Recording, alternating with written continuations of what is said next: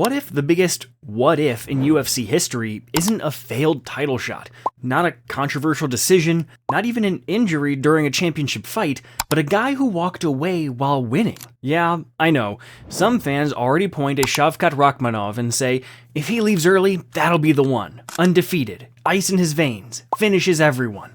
People aren't saying that because of hype, they're saying it because his body keeps betraying him at the worst possible time. A partially torn ACL, meniscus damage, surgery, rehab, then another setback to the same knee. He was on the doorstep of a title shot, and instead of fighting for gold, he's been fighting to get healthy, out of the rankings for a while, watching the division move without him. That's how fast momentum disappears in this sport. But the original blueprint for that conversation? Zabit Magomedsharipov. And once you really look at his run, not just the highlights, but the timing, the matchups, the trajectory, it starts to feel less like a career and more like a cliffhanger that never got a final episode. So let's rewind. Zabit wasn't built like a typical featherweight. 6'1", long frame, wide stance, almost awkward at first glance. Then the fight starts, and suddenly it makes sense. The range, the kicks, the weird angles, the way he could step outside the pocket and reappear somewhere you didn't expect. He grew up in Dagestan, and yes, that already tells you something. Wrestling culture, combat sports in the air. He trained at the same boarding school system that produced killers like Khabib Nurmagomedov. So the grappling foundation? Solid, no debate. But here's where it gets interesting. He didn't fight like Khabib. He fought like someone who downloaded every martial art and decided to mix them all at once. Before the UFC, he was competing in ACB, now called Absolute Championship Akhmat, and that's where the buzz started building. He wasn't just winning, he was finishing people. Darces, rear nakeds, wild transitions, and every time he fought, you'd see something new. By the time he signed with the UFC in 2017, hardcore fans already knew. Casuals? They were about to find out. His debut against Mike Santiago. Smooth submission. Calm. Controlled. Next fight? Shaman Moraes. Front choke. Quick. Clinical. Okay. Good prospect. Solid start.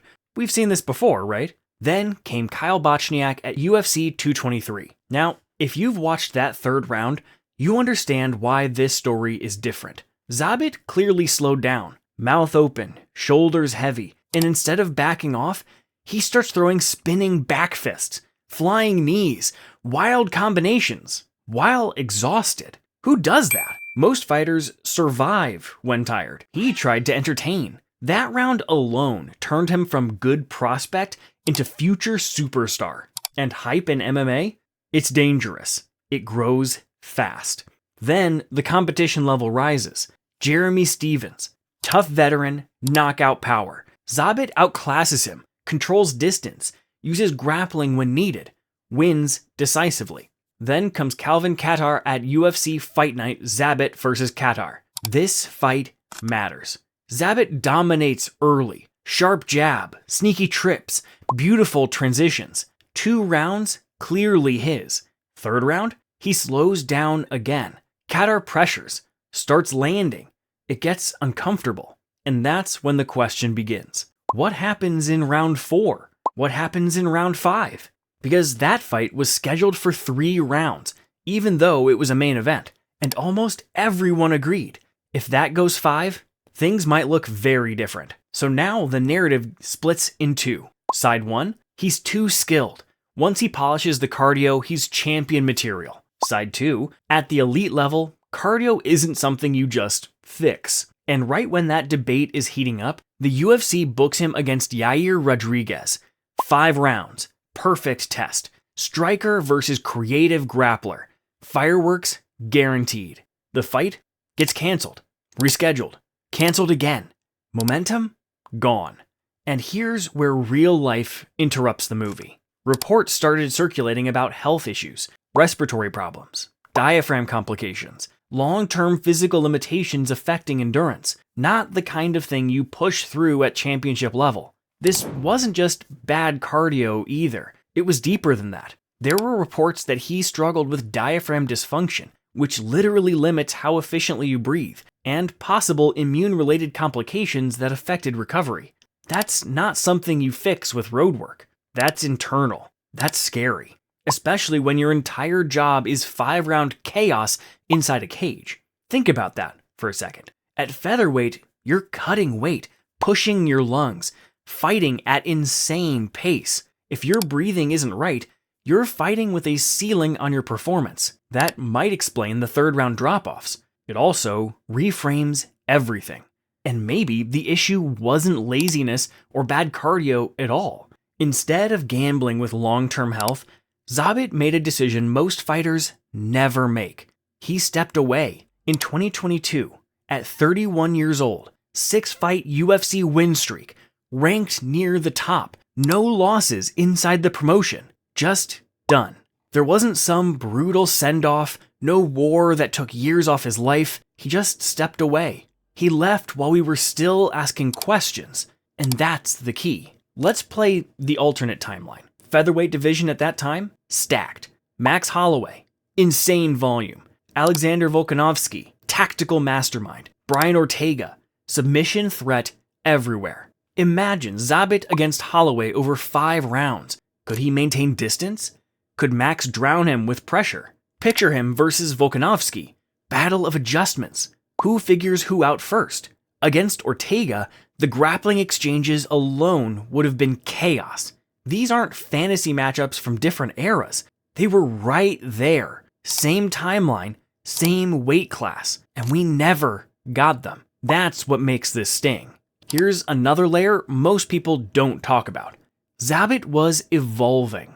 Early career, flashy, spinning everything, creativity overload. Later fights, more controlled, smarter pacing, better round management. It felt like he was learning how to win at the highest level, not just how to impress. If the health issues were manageable, if the cardio stabilized, if he gained 5-round experience, the ceiling was terrifying. But if is doing a lot of work here, and that's the entire point. Now, let's address the comeback rumors. Every time there's a Dagestan training camp online, fans zoom in like conspiracy theorists. Is that Zabit in the background? He looks in shape. Maybe one more run? There have been occasional hints that he still trains, but nothing concrete about a return to competition. In fact, reports indicate he pursued medical studies after retiring. Let that sink in. From spinning back fists under bright lights to studying medicine. That's not a typical fighter arc. Most athletes cling to the spotlight. Zabit walked into a completely different life, which almost makes the legend stronger. Because he didn't fade out after losses. He chose another path. So why does this story hit harder than, say, a failed title challenger? Because when someone loses a championship fight, we get closure. We see the limit. We know how far they could go. With Zabit, we don't. Was he future champion? Would 5-round wars expose him? Would the cardio always betray him? Would strategic evolution fix everything?